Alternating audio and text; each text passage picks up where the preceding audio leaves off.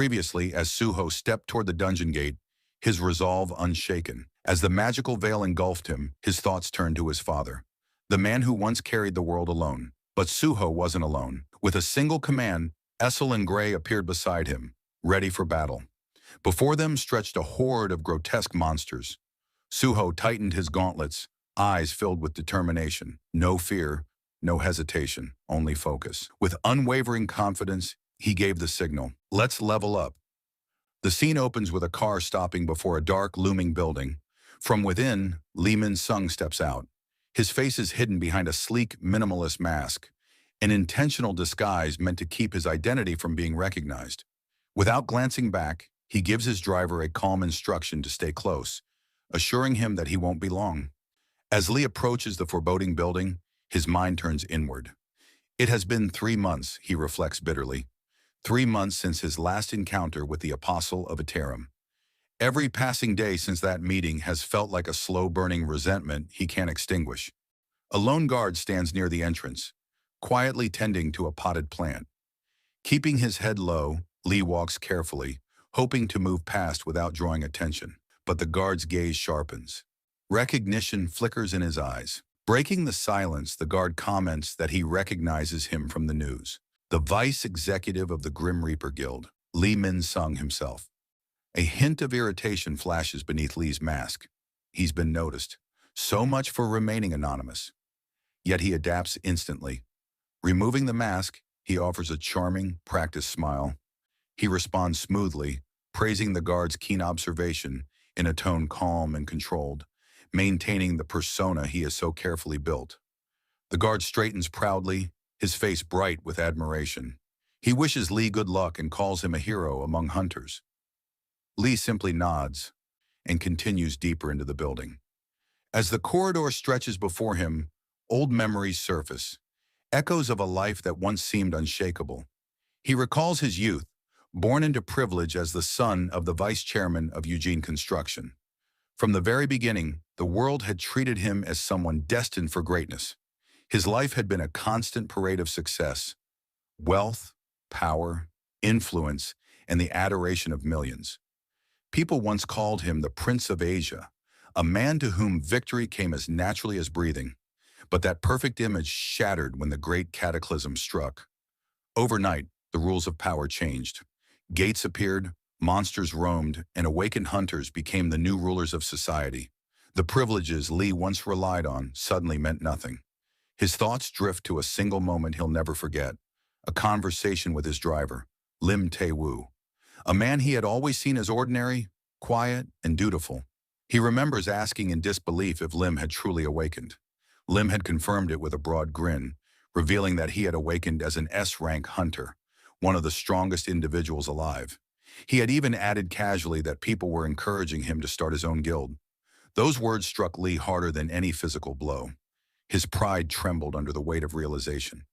The man who once opened his car door was now stronger, more respected, and far more powerful than he could ever be through status alone.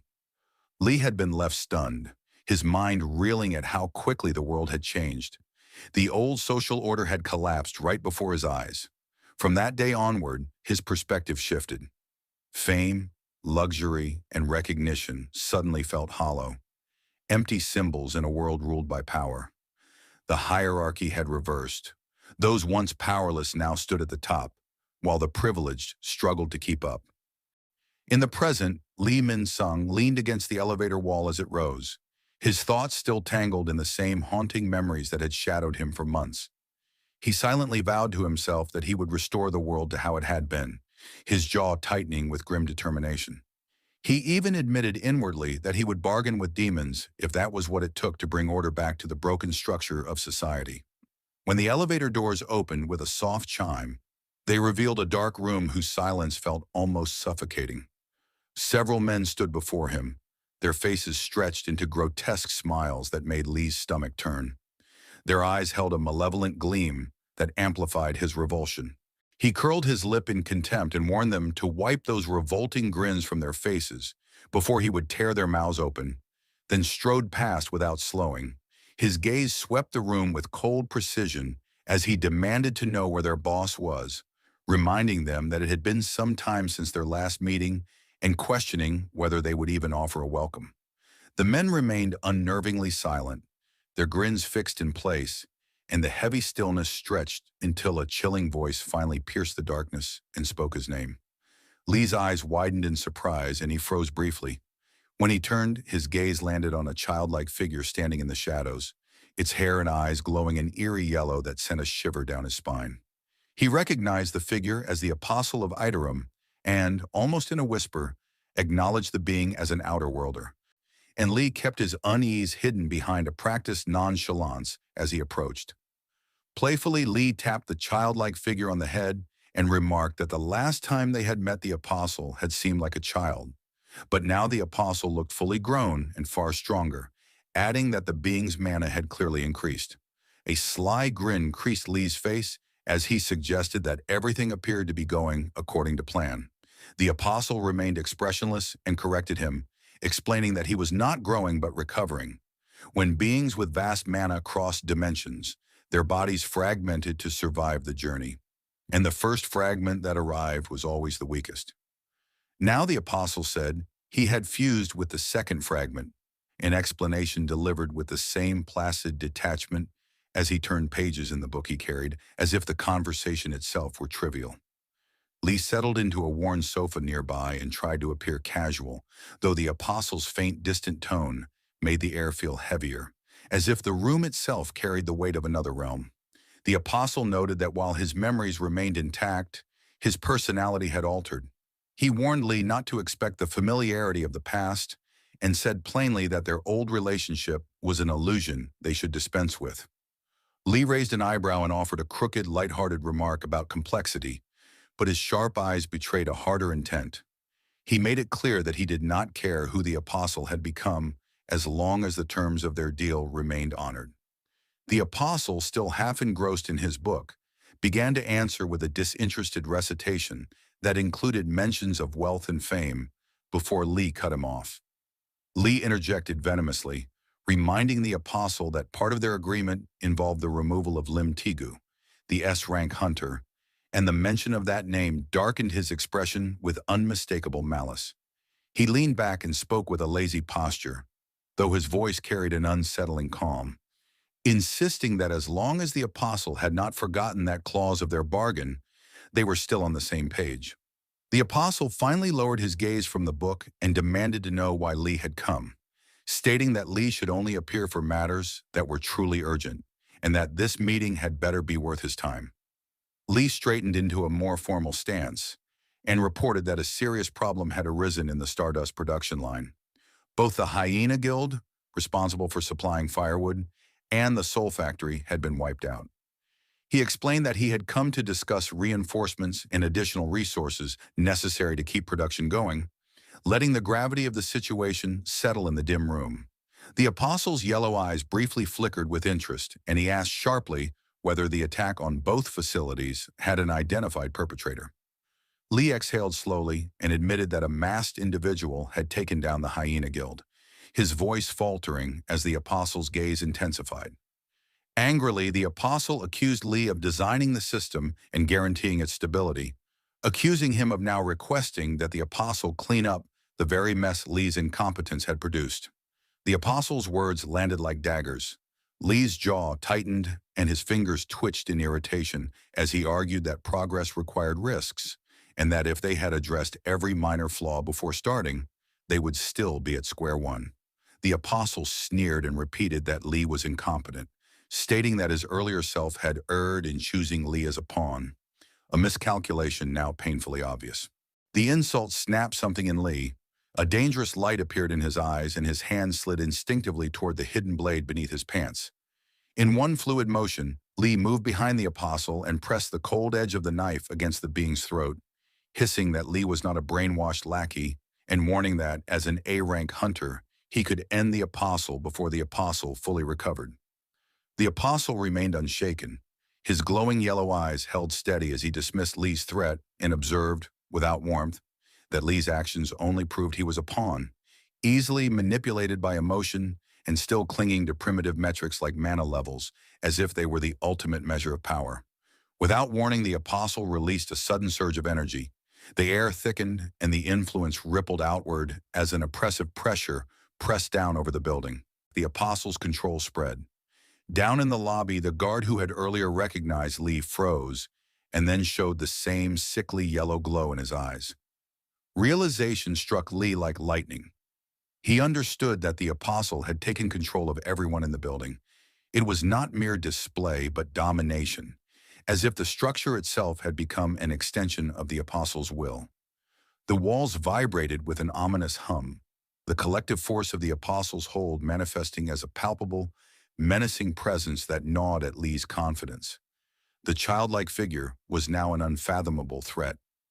The apostle explained that he had tolerated Lee's earlier incompetence for survival, but now that his strength was returning, their arrangement could change, and whether Lee remained useful depended on whether he could prove himself more than a liability. At that signal, the brainwashed humans moved in perfect, synchronized steps, their faces blank except for a yellow-tinged gleam of controlled bloodlust. Weapons materialized in their hands and the mob tightened its formation like a coiled spring. Lee felt his heart pound as the horde closed in, their blades catching the dim light. The atmosphere became suffocating, and the odds of fighting his way out immediately seemed insurmountable. Calculating quickly, Lee tossed his knife onto the floor and raised his hands in a mock surrender, forcing a strained, cheerful tone as he tried to pass off the situation as a joke and to coax the mob into lowering their aggression. He claimed, lightly but with evident strain, that he had only been testing whether they were truly capable of killing an S-rank hunter, and asserted that there was no reason for them to become too serious over it. The apostle studied him coldly, then snapped the book shut and declared that Lee was fortunate, for now he would be spared because he still had some utility. With a simple flick of the apostle's hand, the oppressive energy dissipated, and the mind-controlled crowd slowly returned to normal, seemingly oblivious to the bloodlust that had consumed them minutes before.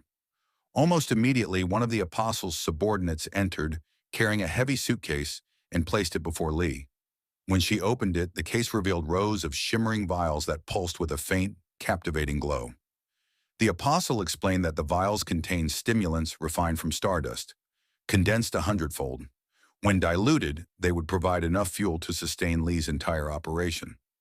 Lee studied the vials with narrowed eyes and suspicion, mentally noting the potency the apostle claimed, far stronger than the low-grade stardust he had been supplying weaker hunters.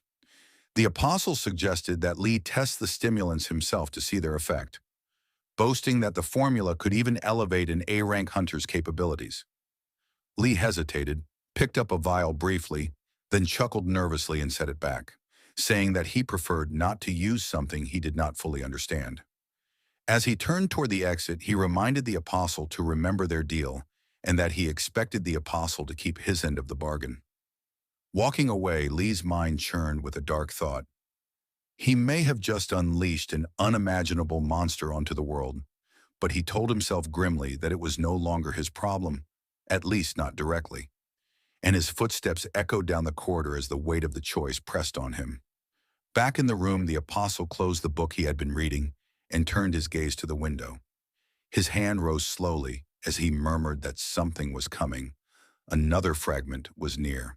A sinister smile spread across the apostle's lips as his aura darkened and his presence grew more oppressive. He mused that once he fully merged with the fragment, the need for a facade would end. That was when the real invasion would begin. The scene then shifted to a cavernous dungeon where Suho and his party were fighting for their lives. Towering before them was a massive serpent, its scaled body shimmering ominously in the dungeon's weak light. Without hesitation, Suho leaped into the air and latched onto the serpent's massive frame, his body a blur as he clung to its scales with unyielding grip, while the beast thrashed in a desperate attempt to throw him off. Essel had cried out for him to get down, panic in her voice as the serpent slammed against the dungeon walls and the chamber reverberated with each crushing impact. But Suho refused to relent. Gritting his teeth, he wrapped his arms around the serpent's thick neck and began to squeeze with every ounce of strength he had. The serpent writhed and roared, those roars turning into agonized screams as blood seeped from its mouth and nostrils and its movements weakened. With a final thunderous crash, the creature collapsed, and its massive body slammed onto the floor. The ground shuddered beneath the impact, and dust rose in choking clouds. Suho landed gracefully beside the carcass, chest heaving as he wiped blood from his hands. The focus moved to a young woman waiting by a shimmering gate. Her face was taut with unease and her lips pressed into a thin line as she glanced nervously at the others. She voiced her skepticism aloud, questioning whether the job they'd been hired for was too risky. They were being paid 5 million won each, simply to sit and wait for that hunter to exit, then keep silent about whatever they saw. She fidgeted with her cap and asked why Lee would offer that much money for such a simple task, clearly struggling to understand the arrangement. Sitting nearby on a weathered bench, a man with a crippled leg observed her with weary eyes and answered calmly that this was the fourth time the group had been hired for such work, and they had always been paid without exception. For hunters, clearing gates was routine, almost like community service. Though his tone was detached, a flicker of curiosity crossed his face. The girl nodded hesitantly, but admitted her unease remained. Still, as long as they kept getting paid, she supposed it was none of their business. The man's gaze narrowed as he looked toward the gate and thought that something didn't add up. Why would Suho come to a gate like this without an excavation crew or collection team? The whole setup felt wrong. He remembered Suho earlier exploits, clearing D-rank gates, then moving through C-rank ones with ease, and wondered why Suho seemed to be rushing into these dungeons and what exactly he sought inside. Inside the gate, the cavern hummed with a different kind of tension. The sharp clang of tools against crystal-coated walls echoed as Suho's shadow goblins worked the seam. The dungeon floor glittered with fragments of mined treasure, while the goblins gathered and transported the spoils with unblinking focus. Baru's booming voice demanded they work faster and put more effort into it, scolding them as if the expedition were no leisurely stroll. Nearby, Essel and Gray were salvaging valuable materials from fallen monsters. Gray knelt beside a grotesque spider carcass and tore at its tough leg joints with grim concentration. Essel paused and joked that looting wasn't as easy as people imagined, though her humor carried an undercurrent of tension as she glanced toward the massive door leading to the boss room. Her expression darkened, and she murmured that Suho was inside the boss room alone, wondering aloud whether they should really be this calm. Beyond the heavy door, the boss chamber thrummed with tension as Suho dodged the monstrous spider's strikes with fluid precision. The spider's enormous legs slammed down with earth-shaking force, cracking stone with each near miss, but Suho's agility kept him safely out of harm's way. He launched himself into the air and activated his Storm Slash, a cascade of swift slashes that tore into the spider's thick exoskeleton and sprayed dark ichor across the chamber walls. A system notification flickered before his eyes, indicating a paralyze effect had activated but had been weakened due to high resistance, and Suho muttered that the spider had resisted the paralysis. He noted mentally that he had hoped the weapon's venom would work better against spiders, but the spider boss's natural resistance posed a major obstacle. Adjusting on the fly, Suho hurled the dagger with pinpoint accuracy. It embedded itself deep into the spider's grotesque eye, with a sickening crunch that elicited an ear-piercing screech from the beast. Seizing the opening, Suho lunged forward and delivered a devastating punch to the spider's head, the blow producing a visible shockwave that staggered the creature as ichor spilled from its wounds. Landing nimbly, he mused that if venom wouldn't work, brute force would, but Suho pressed the attack, summoning his dagger back through his command of Shadow Authority. Armed again, he unleashed a barrage of precise slashes and felt a surge of confidence. Taking down C-rank bosses was beginning to feel almost trivial. A new ambition flickered in his mind. Perhaps B-rank dungeons would finally offer the challenge he sought. An idea struck him: to combine the invisible force of Ruler's authority with the physical impact of his strikes. Until now, he had used the skill to manipulate objects, but what if it could amplify his blows? Pivoting midair, Suho gathered the invisible energy of Ruler's authority into his fist and channeled it into a devastating punch aimed at the spider's skull. The moment his fist connected, the impact was cataclysmic. A deafening boom rolled through the chamber, and the spider's skull caved under the sheer force. With renewed determination, he continued a relentless onslaught, each strike imbued with the authorities' invisible force, until the spider's battered body finally crumpled into a lifeless heap. System notifications flooded his vision, announcing a level up. Ruler's authority had advanced to level 2. Breathing heavily, he leaned against the spider's corpse and checked his stamina, which was dangerously low at 83%, the fight having drained him considerably. He reflected that using Ruler's authority mid-fight burned his reserves fast, but each battle left him improving bit by bit. At the entrance of the dungeon, Essel and Gray waited tensely, their eyes fixed on the looming gate. When Suho finally emerged victorious, both of them exhaled at once as the tight knot of anxiety drained away. Essel waved and called out excitedly to him, but Suho barely registered her words. His mind was already racing with plans to sharpen his new powers. As he drew near, Essel greeted him with an admiring smile and asked in wonder whether he had really defeated the boss on his own.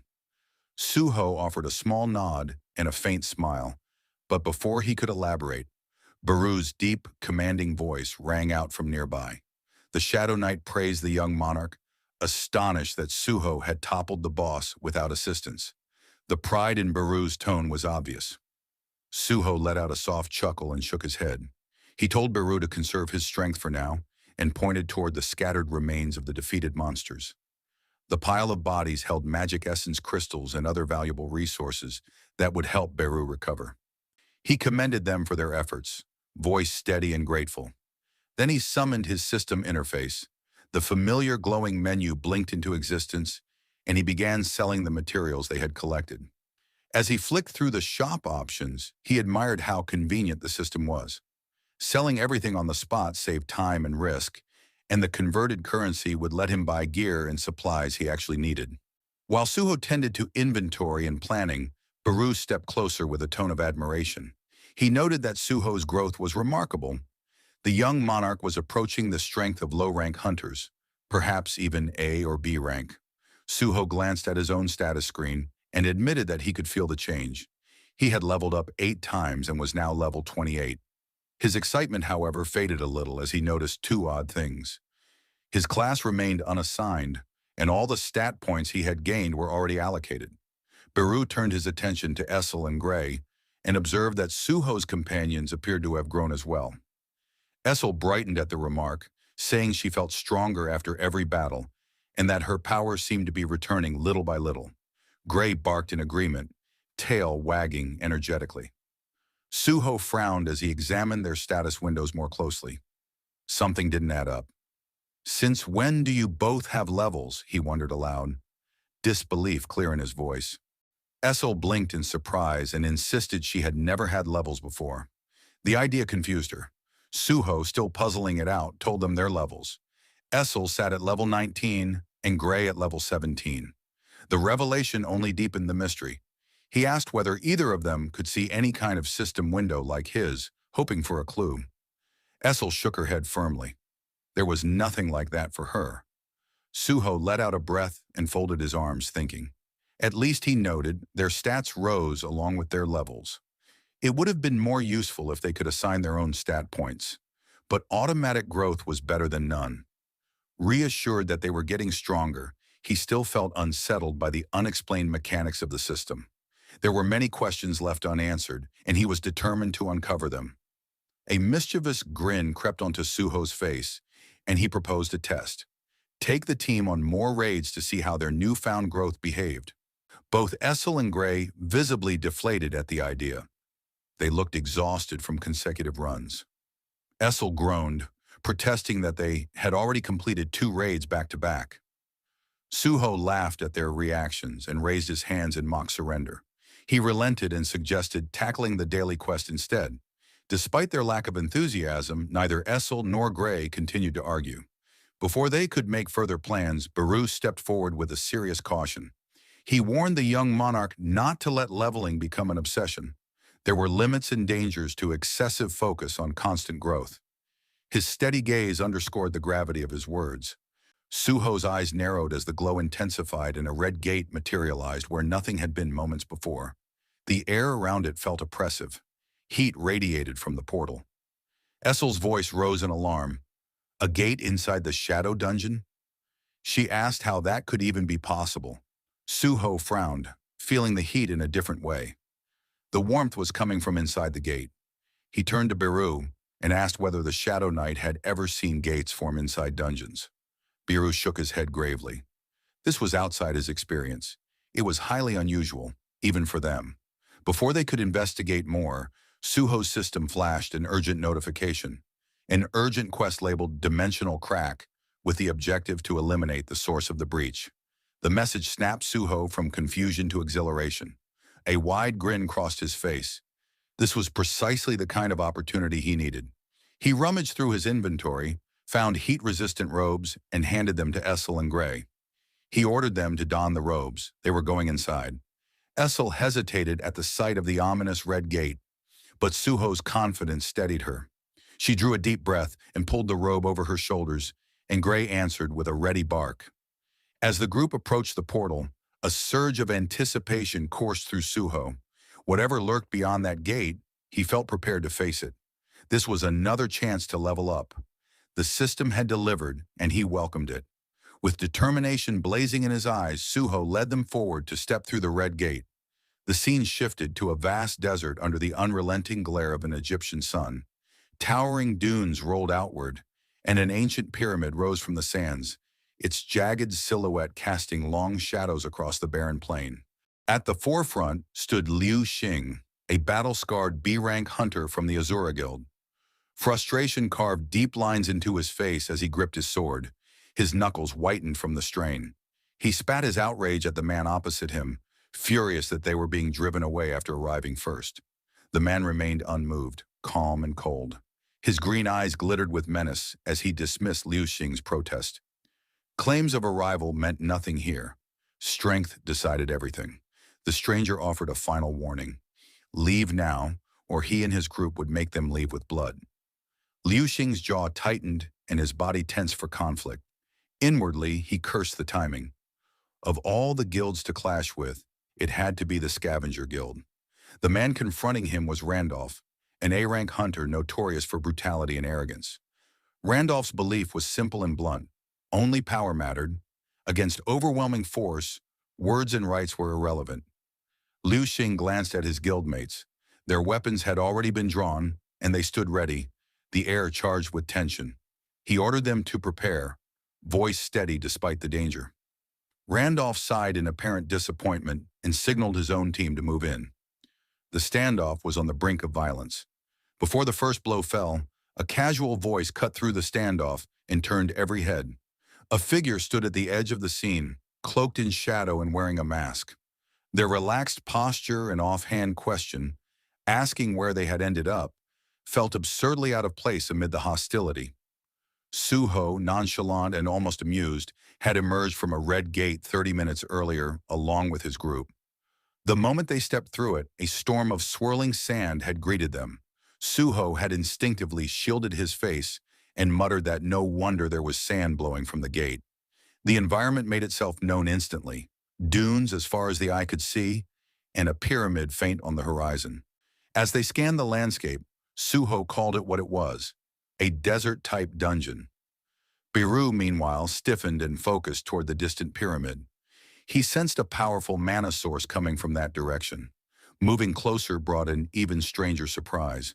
Scattered across the sand were trucks and heavy machinery, objects that made no sense inside a dungeon.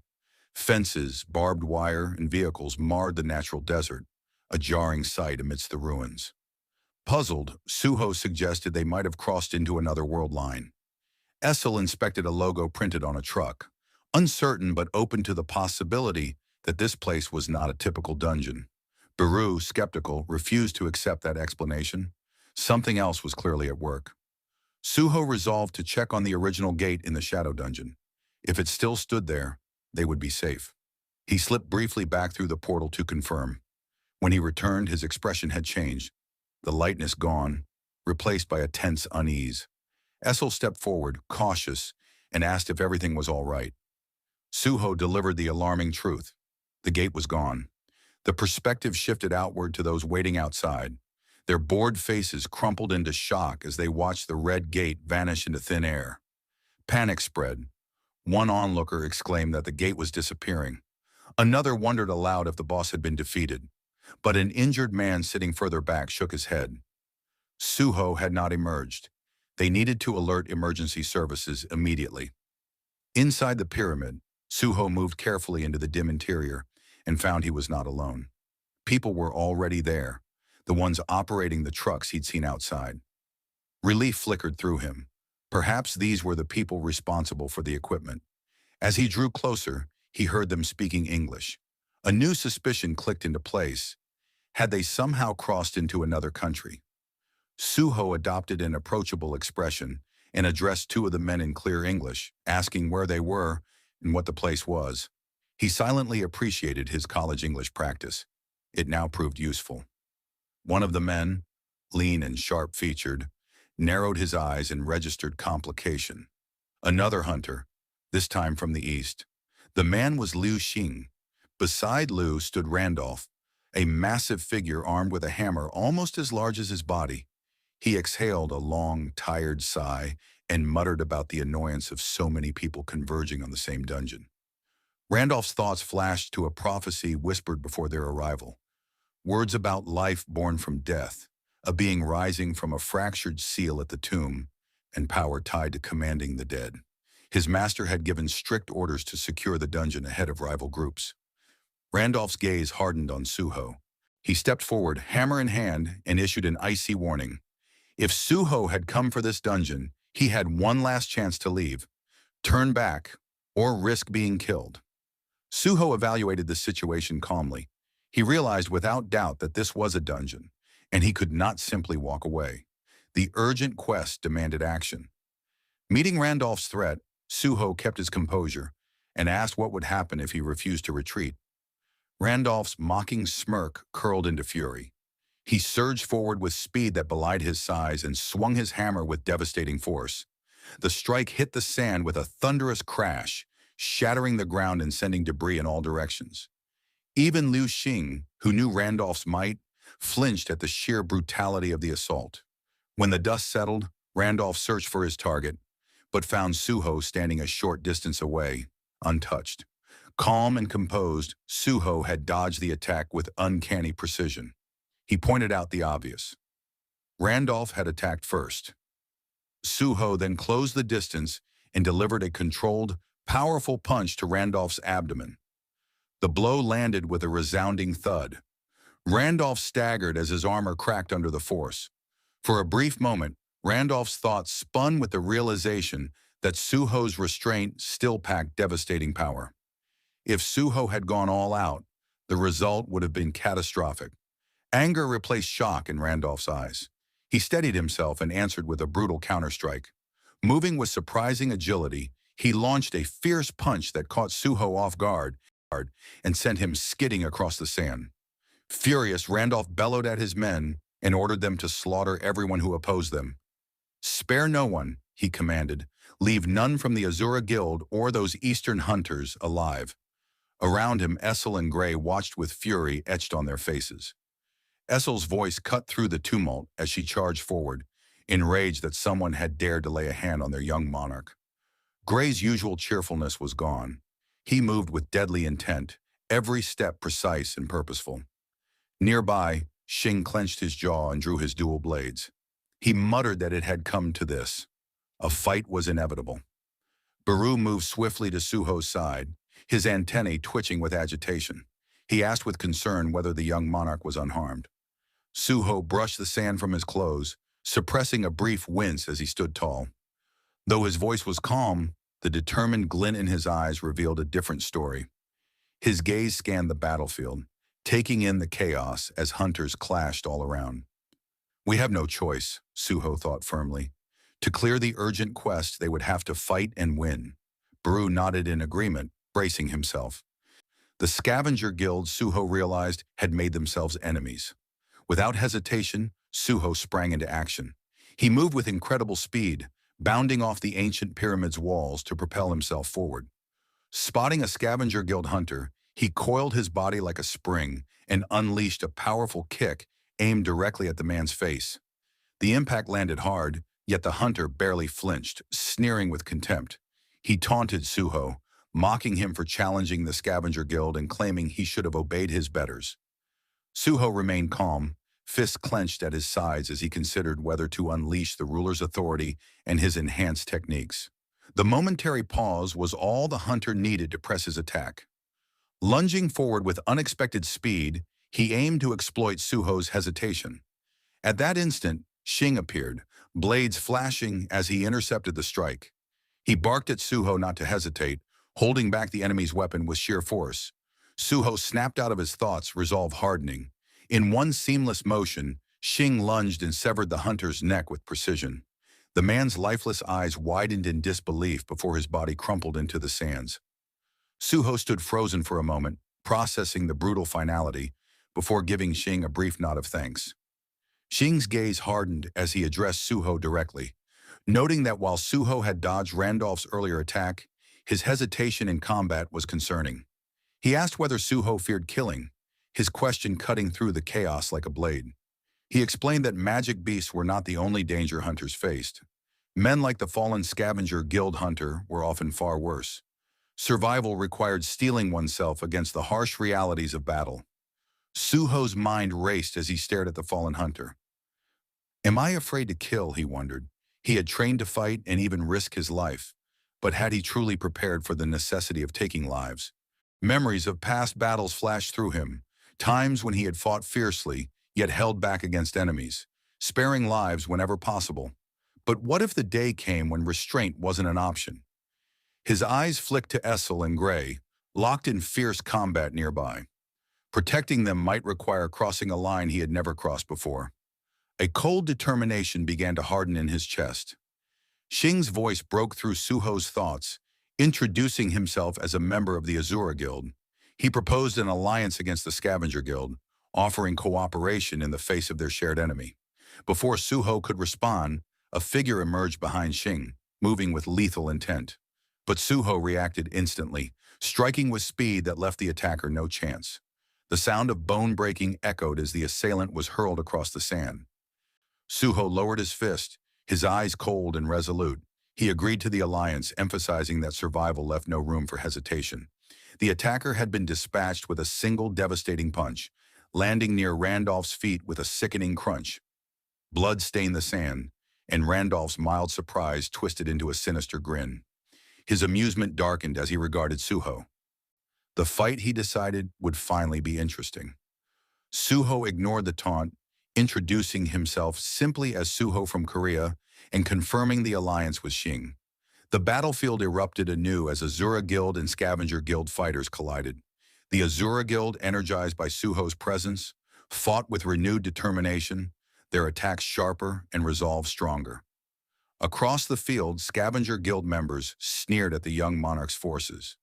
They mocked the Azura Guild's reliance on a few strays and boasted of their superior numbers and strength.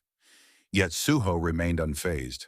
Calmly, he retrieved a key that glimmered ominously and addressed Xing, hinting at the power it could unleash. With one word, he activated it: arise. The ground trembled, and a swirling portal of shadows burst forth, exuding dark, foreboding energy. The battlefield fell silent for a moment, the presence of the shadow dungeon imposing dread on all who witnessed it. Scavenger Guild fighters stared in shock, their bravado evaporating.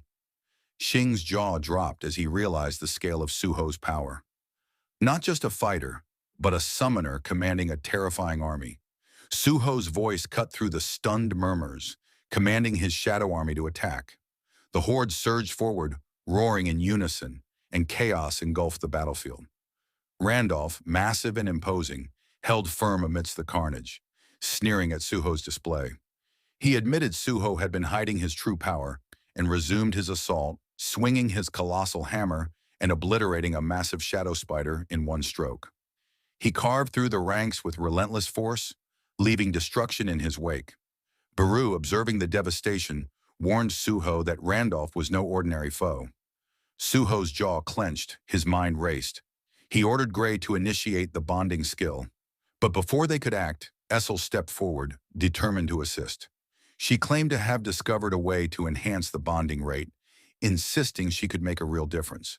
Gray bristled in disagreement, fists clenched, but Essel's resolve remained unshaken. Suho hesitated, weighing the decision. Time was slipping, and Randolph continued cutting through their forces with terrifying efficiency. Finally, Suho nodded. As they prepared, the ground trembled violently. From the shadowy depths of the dungeon, mummified figures emerged, their hollow, glowing eyes casting an eerie light. They shuffled forward in unnerving unison, radiating malice. Xing struck at one, wondering if the mummies had been drawn to the noise of the battle. Essel warned Suho urgently. The other exit was blocked, and they were surrounded on all sides. Across the battlefield, Randolph observed the approaching mummies with a calculating glare. A smirk twisted his lips as he muttered under his breath, realizing the meaning of the prophecy. The one born from death, the one who had shattered the seal and commanded the dead from the grave. His gaze flicked towards Suho, and a glint of grim understanding crossed his eyes. We can't fight them. It's a waste of time. We just need to secure the dungeon ownership we ordered for the boss. The weight of his realization heavy. Straightening, Randolph barked orders to his guild. He commanded them to forget the other hunters and head straight for the boss room. Xing, still engaged in combat, noticed the scavenger guild forcing their way forward. His eyes narrowed as he shouted towards Suho, warning that the guild was heading for the boss room and attempting to steal the dungeon from under them. Suho's jaw tightened as he assessed the situation. His gaze darted between the advancing mummies and the retreating scavenger guild. We can't let that happen, he resolved firmly. Turning to Gray, Suho said with finality that it was time to use the bonding skill. As Suho prepared to activate the bonding skill, the dungeon seemed to resist their advance. A massive, decaying mummy lunged toward him, claws outstretched with lethal intent. Without hesitation, Suho channeled his resolve into action. Each step carried purpose, every movement precise. He sidestepped the mummy with agility, his body moving in a blur as he unleashed a devastating flurry of attacks. His strikes were so swift and powerful that the mummies disintegrated almost instantly, collapsing into heaps of dust before they could respond.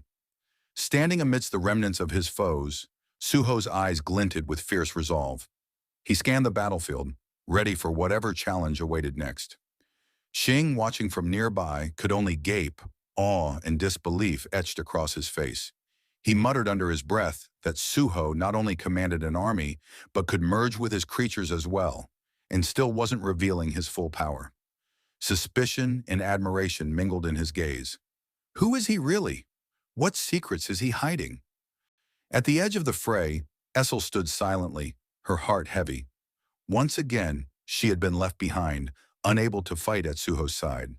Suho's gaze flickered toward her briefly, softening for a fleeting moment. But the urgency of the battle pressed him, and his demeanor hardened once more. No more wasting time, he declared, voice firm and commanding. Let's finish this and catch up to them. Meanwhile, deeper within the dungeon's labyrinthine corridors, the scavenger guild advanced with ruthless precision. They tore through the mummies blocking their path, each hunter driven by Randolph's relentless determination. At the front, Randolph's thoughts repeatedly returned to Suho. Something about the young hunter didn't sit right with him. That kid, he mused, fist clenching. He's not just another hunter. There's something different about him. And once we claim this dungeon, I'll see exactly what he's capable of. Finally, the guild reached a massive ancient door. Its surface was etched with warped symbols that pulsed faintly, almost alive with sinister energy. The hunters exchanged uneasy glances. Randolph raised his hand, signaling them forward.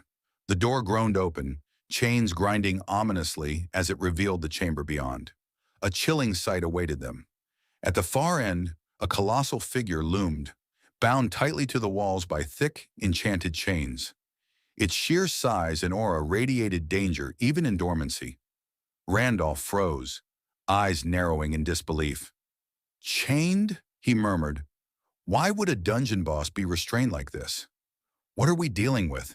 The other hunters whispered among themselves, confidence faltering. Some speculated the creature slept. Randolph stepped forward, jaw set. Whatever it is, we'll face it. Prepare yourselves, he commanded, though a flicker of doubt lingered. His mind recalled the prophecy. The being born of death, who shatters the seal, will rise. A chill ran down his spine as the figure stirred. The monstrous entity twitched, guttural ancient words spilling from its mouth. Each syllable carried an ominous weight, echoing across the dungeon walls. The chains trembled violently, rattling under the immense force within. Then with a deafening crack, the restraints shattered, splintering like brittle glass. Randolph spun sharply to face his guild, his voice slicing through the chaos. He commanded them with authority, insisting there could be no holding back. Everyone must fight with everything they had. The dungeon boss wasted no time. It swung its broken chains like deadly weapons, tearing through the hunters with terrifying precision. Each strike sent shockwaves across the chamber, slamming guild members into stone walls and the floor.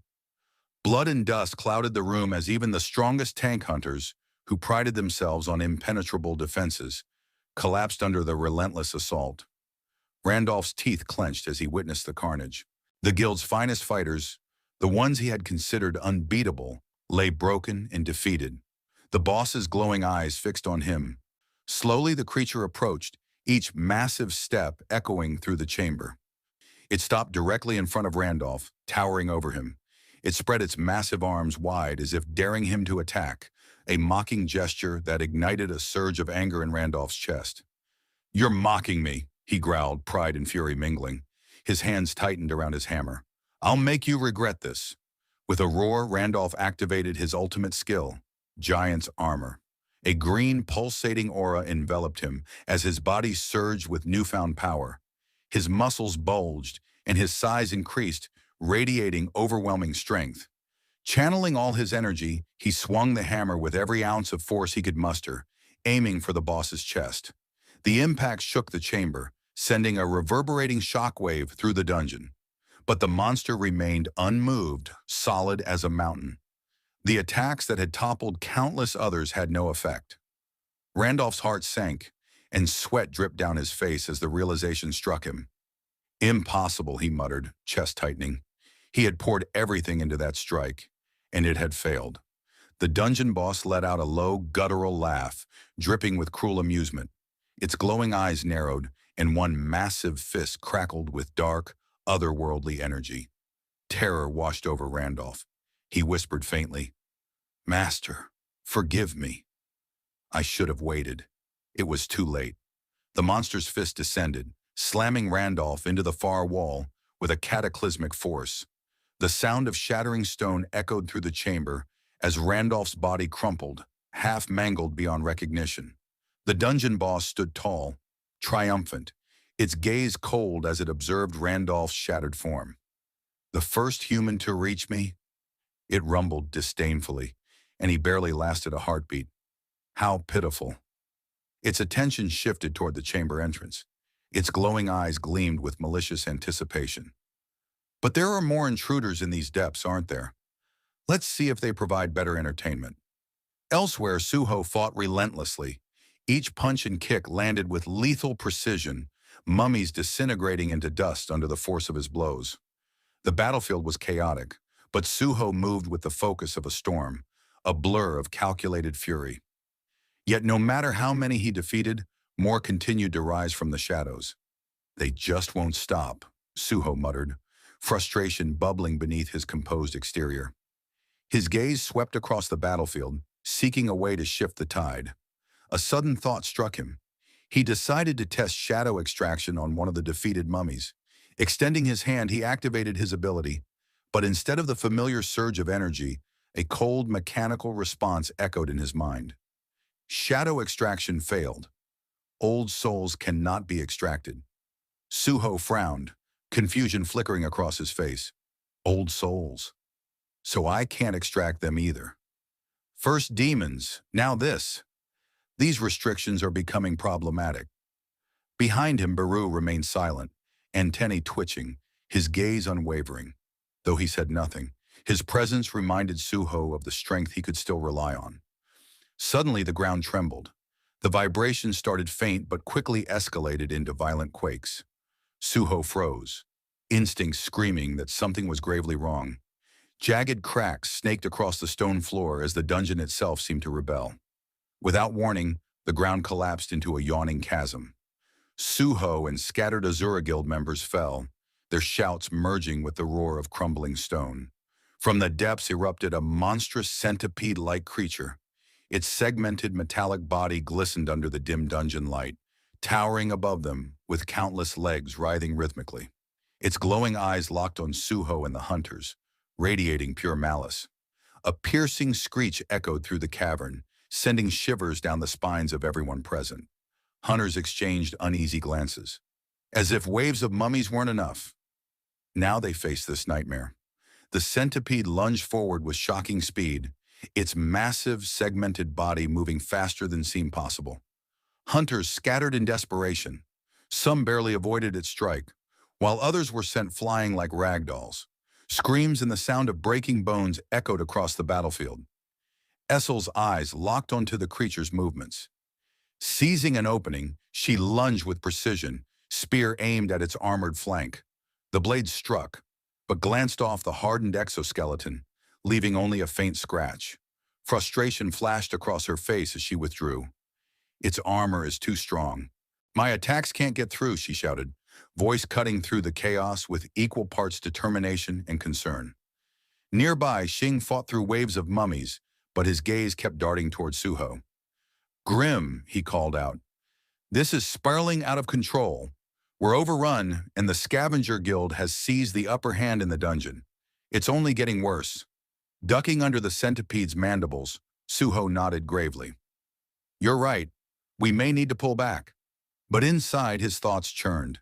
The urgent quest to resolve the dimensional crack still loomed. Could he trust the Scavenger Guild to handle it, or even complete the mission? Doubt tightened in his chest. Is retreating really the answer? Before he could decide, a suffocating aura swept across the battlefield. Dust thickened and the air grew heavy, signaling the arrival of something far more ominous. From the direction of the Scavenger Guild, a towering figure emerged through the haze. Its oppressive energy radiated dark malice, freezing every hunter in place. Xing's face turned pale as he stared at the advancing figure, trembling. The boss? It's coming from where the Scavenger Guild went, he stammered. Suho's gaze fixed on the approaching monster, mind racing while body instinctively tensed. Suho felt the overwhelming presence of the monster, an oppressive force that pressed against his very being. Fear whispered in his mind. Suho wondered, keeping his eyes locked on the entity before him. Above the towering figure, a name glowed in ominous red, pulsing with an aura of calamity.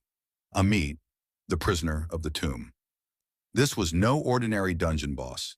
It was a harbinger of destruction, a being born of pure malice. The darkness surrounding Amit seemed almost alive, a tangible shadow that twisted and writhed as if it had a will of its own. With an air of unchallenged authority, Amit's glowing eyes scanned the battlefield, briefly resting on the mummies that had attacked relentlessly moments ago. His deep, resonant voice carried a command that rippled through the air. Disappear. The single word carried undeniable authority. The mummies faltered instantly, their previously unrelenting aggression crumbling into terror. They scurried away, fleeing from the presence of Amit. Essel, standing amid the chaos, felt her breath hitch. Fingers tightening around her spear, she whispered, "Did that thing just speak?" And the mummies obey it. Before anyone could respond, Amit's massive form descended to the ground near her, the impact cracking the earth beneath his feet. Shadows from his form enveloped Essel, and despite her battle-hardened resolve, a cold sweat formed on her brow. Suho shouted for her to retreat, urgency edging his voice, but Amit's glowing eyes fixed on her, and she froze in place. To her astonishment, Amit spoke again, not in a human tongue, but in the guttural, ancient language of monsters. "You understand my words." His tone carried curiosity rather than hostility, amplifying her unease. Steeling herself, Essel gripped her spear and replied, voice steady despite her racing heart. "Yes, I am of the demon race." A low, chilling laugh rumbled from Amit, a mix of amusement and menace. "How long has it been since I encountered a creature capable of understanding me?" he mused. "Day after day, I've been surrounded by mindless dead things and insignificant insects crawling through the desert. For a fleeting moment, Essel dared hope. Maybe he isn't as hostile as he seems, she thought, but her hope vanished instantly when a massive centipede lunged at her from behind. She barely had time to react before Amit's arm lashed out with blinding speed, releasing a shock wave that obliterated the centipede, scattering its remains across the battlefield. Essel stood frozen, trying to process the raw power she had just witnessed. What is this creature? Her fear multiplied tenfold. Amit's gaze returned to her briefly, his disdain clear. Before we continue, I must deal with these vermin who ignore my warnings. With that, he surged forward like a bolt of darkness, striking another giant centipede with devastating precision. The monster cleaved it in two, its massive body collapsing lifelessly. The battlefield fell silent. The remaining Azura Guild members watched in stunned disbelief, awe and terror etched into their faces. Amit stood in the center of the carnage, a dark force that none dared challenge. Suho froze, thoughts spinning. A monster, fighting other monsters. What kind of nightmare is this? Before he could ponder further, another centipede lunged from above, jaws snapping shut around Amit. Gasps rippled across the battlefield as the creature's fangs enveloped Amit, swallowing him in its gruesome maw. For a tense moment, silence fell. Then a horrifying transformation occurred. The centipede's body writhed violently, insides twisting in unnatural shapes. Wet, tearing sounds echoed as Amit tore himself free, emerging drenched in the creature's blood. Calmly, he wiped his face and muttered, "I despise insects." An oppressive silence descended. Amit stood amid the battlefield, a walking embodiment of death, suffocating in his presence. Xing's face was pale as he muttered to himself, voice trembling. A monster, capable of slaughtering other monsters effortlessly. What kind of being is Amit? And why is he here? His gaze flicked to the shredded centipedes, hands trembling. This dungeon was supposed to be a standard investigation. But this is far beyond anything we understand. Amit turned his gaze toward Xing, narrowing his eyes. A faint spark of malice lit his expression. Another who cannot understand me? How tiresome. Without warning, Amit surged forward, his speed beyond comprehension. You must die, he declared, voice cold and unwavering. Xing barely had time to cross his blades in a desperate attempt to block the attack. The sheer force of Amit's charge made the air itself vibrate. Essel's voice rang out in a sharp plea, cutting through the tension. Suho had thrown himself into the fray, landing a solid punch against Amu's side in defiance. Attacking us because we can't communicate, Suho shouted, voice intense. What kind of twisted values do you hold? Amu paused, the force of Suho's blow barely making an impression. He tilted his head, scrutinizing the young hunter with interest. A human who speaks of values, he mused, voice dripping with disdain. Without warning, Amu retaliated. His punch landed with brutal force, shaking the room and sending shockwaves through the ground. Debris erupted, shards of stone scattering as guild members scrambled for cover. Suho bore the brunt, hurtling through the air before slamming into the dungeon wall with a thunderous crack. Essel's heart clenched. She cried out, sharp and furious, "Young monarch!" Her gaze locked on Amu, venom in her tone.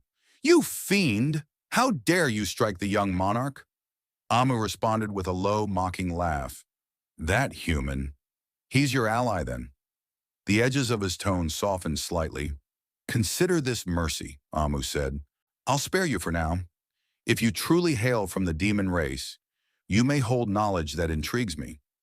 Amu's gaze bore down on Essel with an intensity that pinned her in place. "Tell me," Amu demanded, each word slicing through the tension, "is the war between the other monarchs and the Shadow Monarch over? And if so, who emerged victorious?" Essel's face remained firm, though sweat trickled down her temple. Her mind raced, struggling to comprehend the implications of Amu's knowledge. How did this creature know of the monarch's war? Who or what was he? Around them, the battlefield was strewn with the fallen. Suho and Gray lay crumpled near the dungeon wall, battered and broken. The strain of their battle had pushed their bonding skill to its absolute limit, leaving Gray unconscious and Suho barely clinging to life. Baru knelt beside them, his normally composed expression tinged with rare concern. Amu's gaze returned to Essel, voice cold and unyielding as steel. "So you refuse to answer," he said, disdain dripping from his words. "It matters not whether you are a mindless beast or a demon who chooses silence. To me, you are all the same." With that, he lifted his massive foot high, a terrifying promise of devastation. "You all must die," Amit's voice thundered across the dungeon, laden with merciless intent. Darkness radiated from his towering figure. Amidst the chaos, Suho lay sprawled on the ground, battered and bleeding. Yet even as pain racked his body, his resolve remained unbroken. With immense effort, he whispered hoarsely, "Claim reward. Status recovery." A soft green light flared behind Amit, enveloping Suho. The glow mended his wounds, easing the pain and replenishing his strength. Renewed vitality coursed through him as he pushed himself to his feet, gripping his shoulder for balance. A faint smirk appeared. "Good thing I saved my daily quest rewards," he muttered under his breath, relief flickering in his voice. His eyes locked on Amit, now steeled with determination. "If you're asking about the Great War of the Monarchs," Suho began, voice steady, "let me tell you, every last one of them fell to the Shadow Monarch." Essel's voice pierced the tense air, sharp and urgent. "Young Monarch." Her tone carried worry and alarm. Amit's glowing eyes narrowed, a spark of surprise flashing across his face. He stepped forward, towering over the battlefield, curiosity mingling with menace. "Is that so?" he asked, a mix of disbelief and fascination in his tone. "While I languished in this cursed prison, the War of the Monarchs ended." Suho's gaze remained unwavering, his voice firm. "That's the truth." Inside, his mind raced. This creature knew about the Monarch's war. Could he be connected to one of them? His jaw tightened. He was powerful, S rank at least. Maybe stronger. Provoking him could mean death. Amit's eyes glimmered dangerously as he closed the distance. His voice dropped to a low, menacing growl. "So, the Shadow Monarch triumphed. That means he killed them all, even Tarnak, the Monarch of the Iron Body."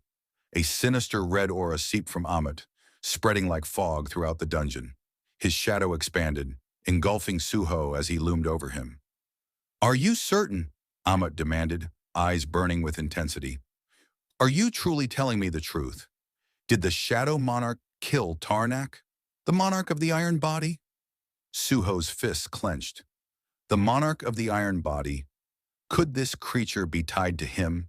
His mind raced, worry gnawing at him.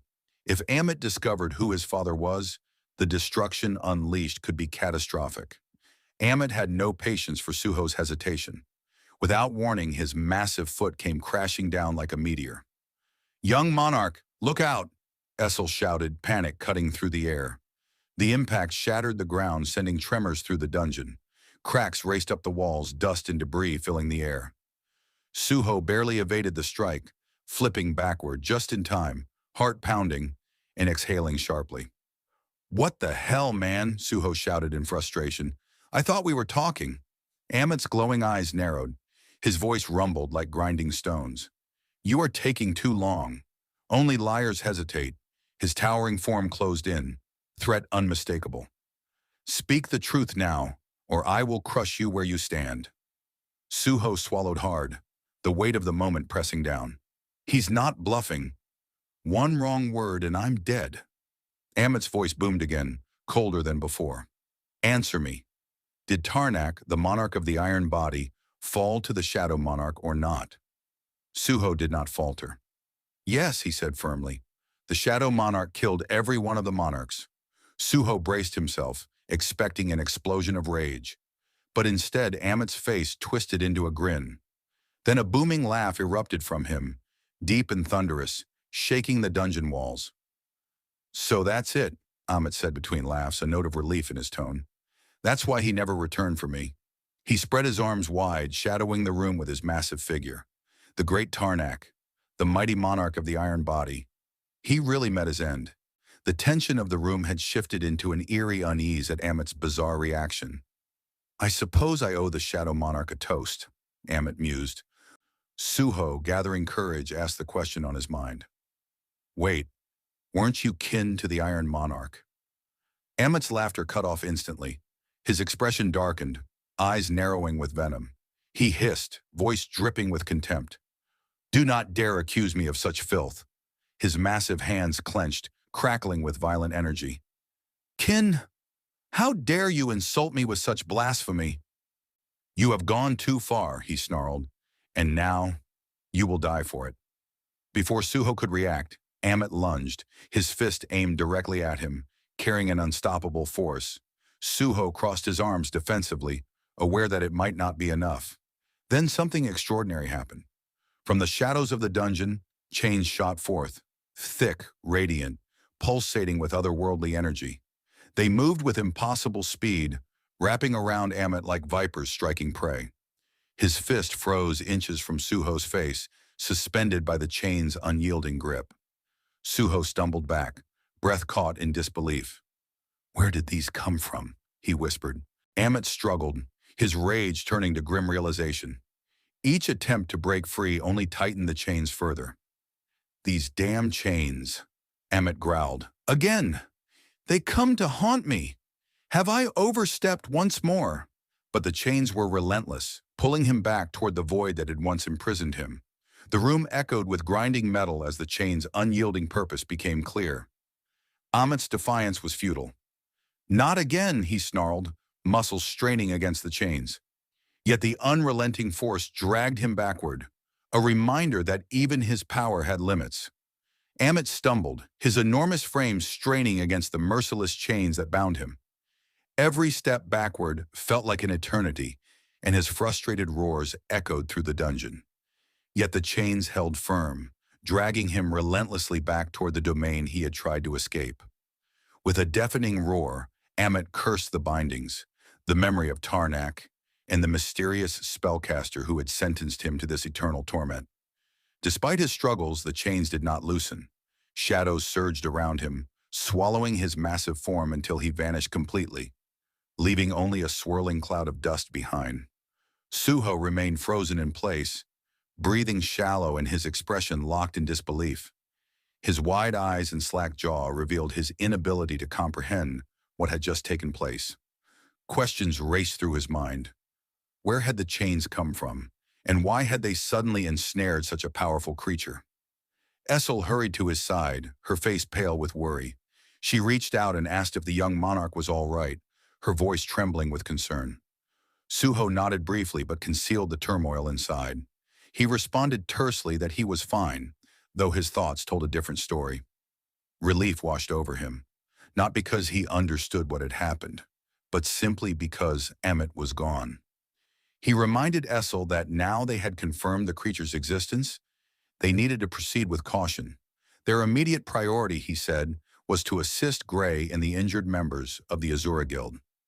Just as he finished speaking, Suho's expression suddenly changed. His eyes widened in shock and his lips parted as the system's interface flickered uncontrollably. The urgent quest text distorted in a way he had never seen before, causing alarm to prick at him as he tried to make sense of the unexpected glitch.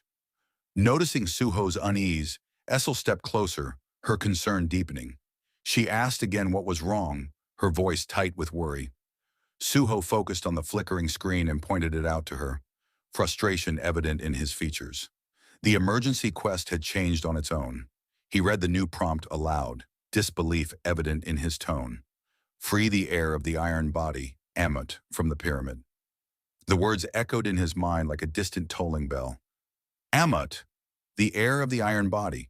Suho's thoughts raced as he struggled to grasp the reality of this revelation. He wondered to himself if what he was seeing was real. The scene shifted to inside a chamber. Scattered across the cold stone floor were the mangled remains of the Scavenger Guild members. Blood pooled in deep crimson patches, staining the ground, and the acrid stench of death made every breath a struggle. As Suho and Essel stepped inside, their eyes were immediately drawn to the carnage. Suho's expression hardened as he grasped the grim reality before him. The Scavenger Guild members had been slaughtered mercilessly. He realized with a sinking feeling that Amit must have been the one responsible.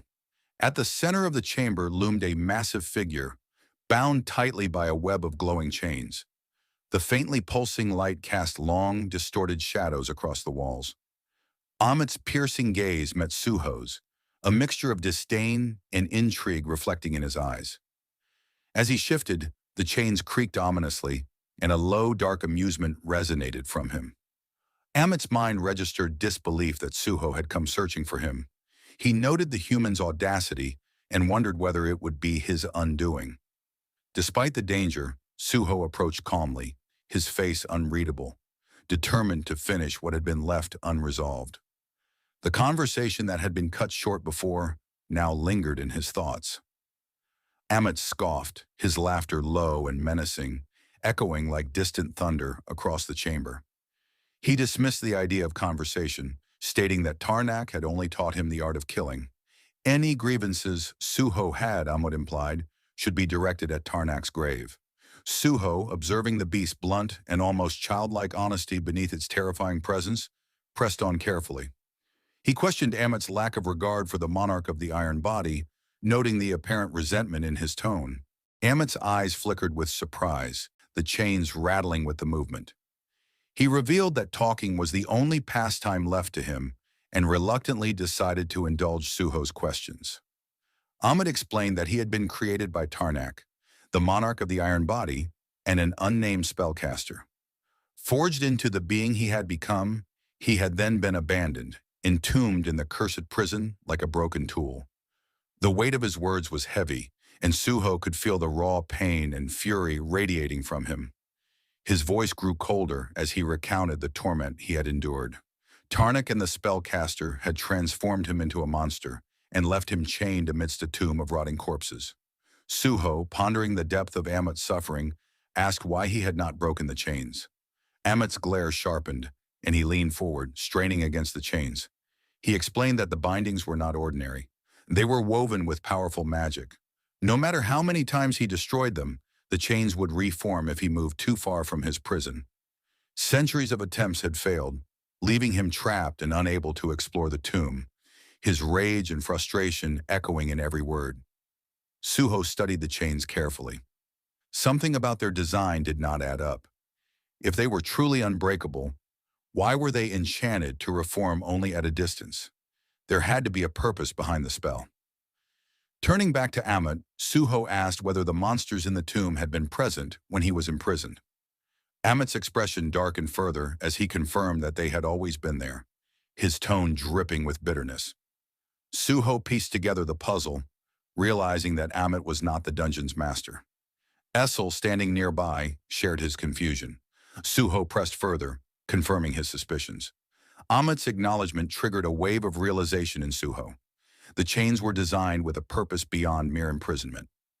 After a moment of contemplation, Suho stepped forward boldly.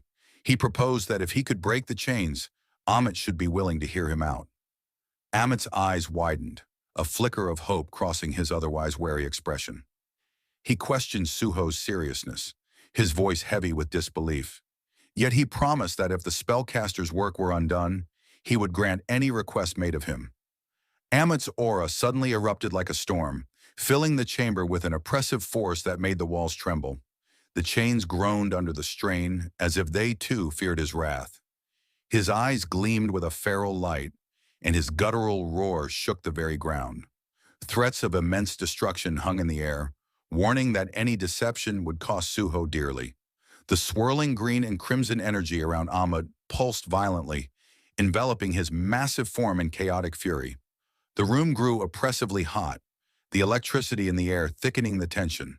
Essel froze, her face pale and eyes wide, overwhelmed by Amit's terrifying presence.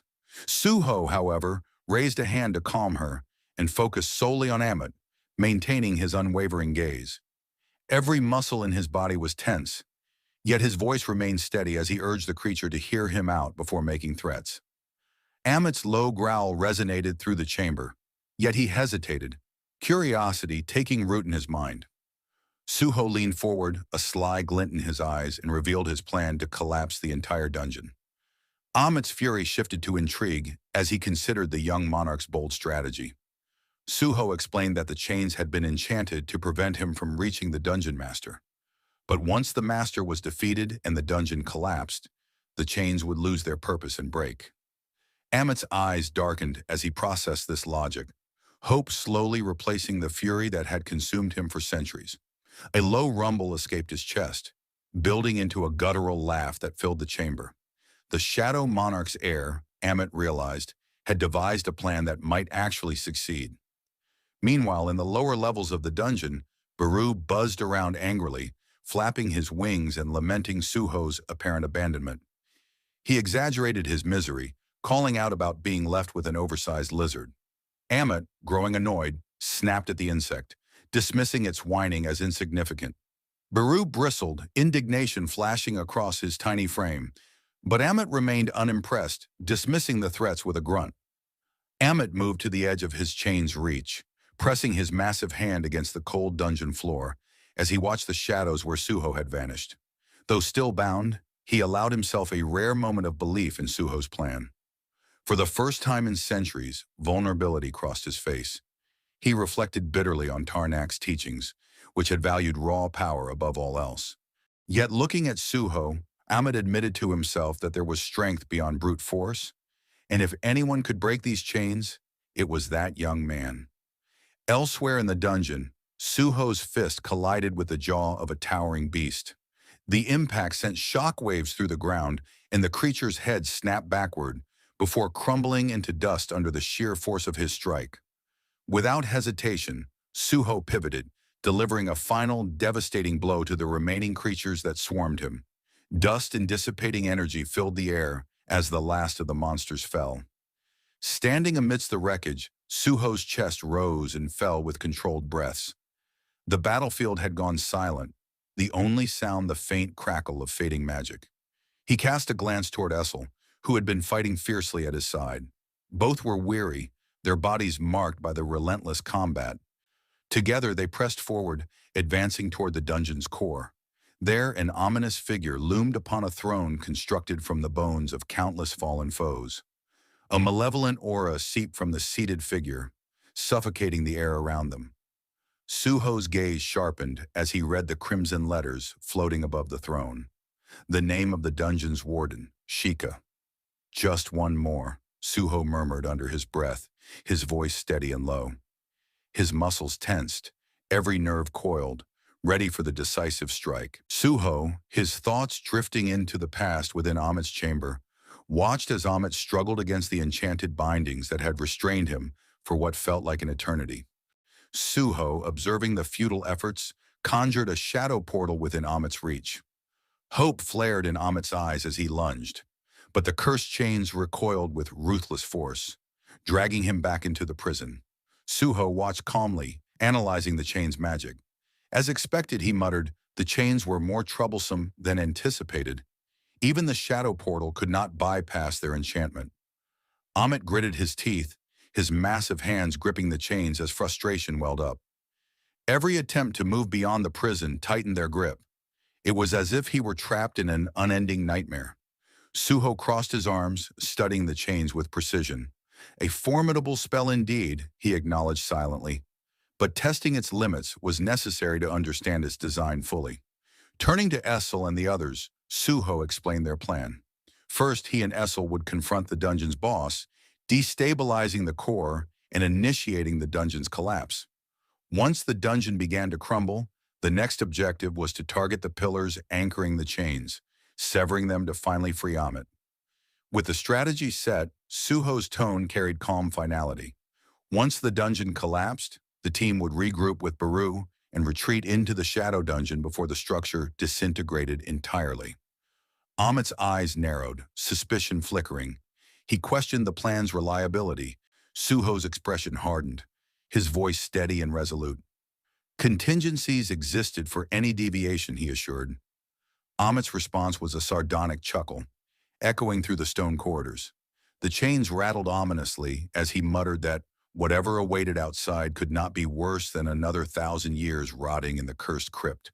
In the present, at the dungeon's core, a swirling wind rushed through the ancient corridors, lifting sand into restless whirlwinds. At its center stood Sheikah, the tomb's guardian, framed by an ominous crimson glow.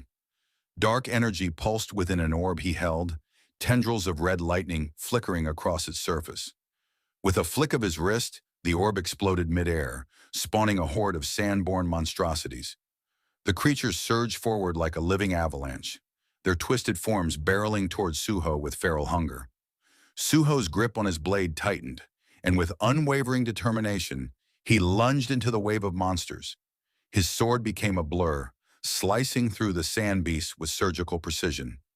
Each strike disintegrated the creatures into dust, the swirling storm concealing him within its chaos. Breaking through the haze, Suho emerged, cleaving the final monster in half with a single decisive strike. Just as he allowed himself a breath, the sand beneath his feet twisted violently, coiling like serpents and gripping him tightly. His eyes flicked toward Sheikah, who remained atop the throne of bones, one hand extended. At his subtle gesture, the sand responded, binding Suho like a marionette. Floating crimson letters above Sheikah's head reminded Suho of the threat before him, an A-rank dungeon guardian. He murmured under his breath that this would not be easy. From the corner of his eye, Suho saw Essel seizing an opening. With determination, she hurled her spear at Sheikah, her aim precise and powerful. But Sheikah remained indifferent. With a mere flick of his hand, the spear veered off course, striking the ground harmlessly, while Suho's focus remained unbroken. He realized this battle was not just about strength. Sheikah controlled the dungeon itself, and the sand constricting him tightened further, threatening to pull him into the storm's depths. Clenching his teeth, Suho summoned every ounce of his strength, channeling it into a single explosive burst. The sand shattered away from his legs, dispersing like smoke in the wind. Gasping for breath amidst the howling dungeon storm, Suho shouted over the chaos, his voice cutting through the wind like steel. He called for Essel, signaling that now was the time to activate the bond skill. Essel hesitated for just a heartbeat, her eyes widening at the command, but understanding quickly overtook her surprise. Determination flashed across her features as she summoned the depths of her power. Her hair transformed into a dazzling white, glowing like moonlight against the dungeon's oppressive darkness, while a dark crimson aura pulsed around her body, crackling with raw energy. She gathered this power into a blazing red sphere, her focus absolute. Memories of past failures flitted across her mind, but she pushed them aside, jaw set with grim resolve. This time, she told herself, she would not falter. She thrust the energy forward towards Suho, and the orb surged into him like a lightning strike, electrifying every nerve in his body. Essel's aura dimmed instantly, her mana completely drained. She crumpled to the ground, whispering faintly, her voice barely audible, expressing hope that her effort would be enough. Suho felt the torrent of power surge through him, invigorating his body and sharpening his senses. With Essel's bond skill fueling him, he exploded into motion. His body became a blur, moving faster than the eye could follow as he hurtled toward Sheikah. The dungeon walls trembled beneath his feet, and the ground quaked in anticipation of the impending collision. Sheikah remained unmoved, his expression unreadable. As Suho closed the distance, the warden raised a hand, crimson energy flaring violently, preparing a devastating counterattack. Suho pressed forward, his resolve burning brighter than the oppressive aura surrounding Sheikah. A system notification flickered in his vision. Bond skill, Demon Blast, 67% charge. Suho's mind raced. This was his one chance, the moment to strike without hesitation. Clenching his fists, he felt the energy surge through him like molten fire. Letting out a primal roar that echoed through the crumbling tomb, he channeled all his strength into a single earth-shattering punch. The impact was cataclysmic. A massive shockwave tore through the dungeon, blasting shards of stone and bone in every direction. Sheikah's form disintegrated under the force, fracturing into countless fragments before vanishing entirely. Far deeper in the dungeon, Baru's antennae quivered as the ground trembled. Cracks raced up the walls, dust fell from the ceilings, and the oppressive atmosphere shifted as the dungeon itself groaned and began to collapse. Baru's voice rang urgently as he called out to Amit, warning that the young monarch had defeated the dungeon master. Amit's gaze followed the loosening stakes that had bound his chains, each clattering to the ground. A faint spark of hope flickered within him for the first time in centuries. He murmured barely above a whisper, questioning if he was truly free. Memories of his long imprisonment surged. Tarnak's twisted grin, the cruel spellcaster's experiments, the endless cycles of being broken and rebuilt. He remembered gouging out his own eyes in a desperate bid for freedom, yet now hope bloomed within him as the dungeon crumbled around him. With a deep, shuddering breath, Amit lifted his massive foot and stepped beyond the threshold of his prison. But freedom came with an immediate threat. From the shadows, a gleaming stake shot toward him like lightning, impaling his side with brutal precision. He staggered, roaring in pain as blood stained his fangs. Baru flapped his wings frantically, panicking at the sudden assault. Amit barely registered Baru's cries. Stakes continued to fly at him like a storm, sharp and relentless. His roar echoed through the tomb, filled with fury and disbelief. Tarnak, the spellcaster. He would rather see him dead than free, Amit realized, his voice thick with bitterness. Just as another stake spiraled toward him, Suho arrived, battered but undeterred. Acting instinctively, he positioned himself between Amit and the deadly projectiles. He spun mid-air, striking the stakes with precise blows, redirecting them into the shadow portal he conjured. Each impact sent waves of pain through his body, but he pressed on, unwavering. Amit watched Suho's relentless defense, confusion and awe flooding him. He questioned why Suho risked everything for him, but Suho did not answer. His actions spoke louder than words. A final stake zeroed in on Suho's heart. Exhausted, he could barely react. At that moment, Amit surged forward, smashing the stake into the shadow portal with a deafening clang. Blood flowed from his wounds, but his eyes burned with newfound fire. Amit's voice, though ragged, carried clarity and gratitude. And as he spoke to Suho, a deep respect formed between them. He no longer saw Suho as an opponent, but as a comrade, bound by shared struggle. Together, side by side, Suho and Amit faced the relentless barrage of enchanted stakes. Amit swung his colossal fists, hurling the projectiles into the shadow portal.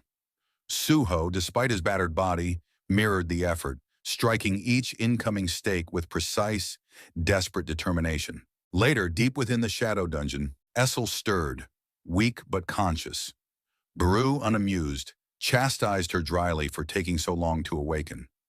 Essel's eyes widened as she saw Suho and Amit lying nearby, victorious and unharmed. Tears filled her eyes as she whispered in disbelief that the young monarch had indeed saved Amit. System notifications appeared above Suho's resting form. Congratulations.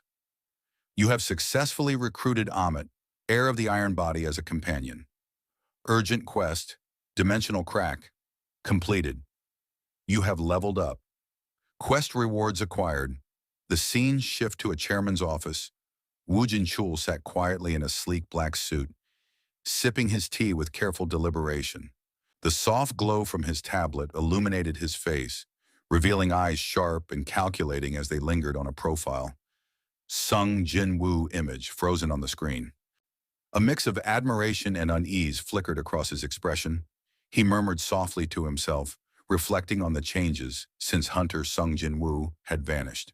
The appearance of new Hunter Gates had resumed, but thanks to Jin-woo's legacy, he had been able to establish the Hunter Association quickly, averting another catastrophe like the Great Cataclysm. Setting the tablet aside, Woo Jin-chul leaned back in his chair, exhaling slowly and deliberately. His thoughts turned to recent developments, a frown creasing his brow. Something about Stardust didn't fit with what he remembered from the previous timeline. His fingers tapped against the armrest as he contemplated the name, lingering uneasily in the air, and its distribution by Li Min of the Grim Reaper Guild. The puzzle pieces didn't align. With their guild master absent, was Li Min acting alone? Before he could ponder further, his phone vibrated sharply against the desk, shattering his concentration. His eyes narrowed as he read the incoming caller ID. Mr. Jin-ho. Curiosity piqued, he answered, his voice calm yet carrying a hint of interest. The voice on the other end trembled with urgency and desperation, the speaker's panic unmistakable. The man explained that he needed the Hunter Association's help concerning his nephew. Woo Jin-chul's posture straightened instantly, alarm flashing in his eyes as the word sank in. He repeated cautiously, clarifying the identity of the nephew. The man confirmed, his voice thick with worry, that Sung Soo-ho had awakened as a hunter, but was trapped inside a gate. A cold wave washed over Woo Jin-chul as he absorbed the gravity of the situation. His face paled, a bead of sweat trickling down his temple. The Shadow Monarch's heir, he realized, was in imminent danger. His mind raced, connecting the dots faster than words could form. Sung Soo-ho was trapped, and time was running out. The episode ends here. That wraps up chapters 23 to 29 of the Solo Leveling Ragnarok series. Thank you so much for watching. I truly appreciate your support. If you haven't subscribed yet, please consider subscribing. Thanks again, and I'll see you in the next video.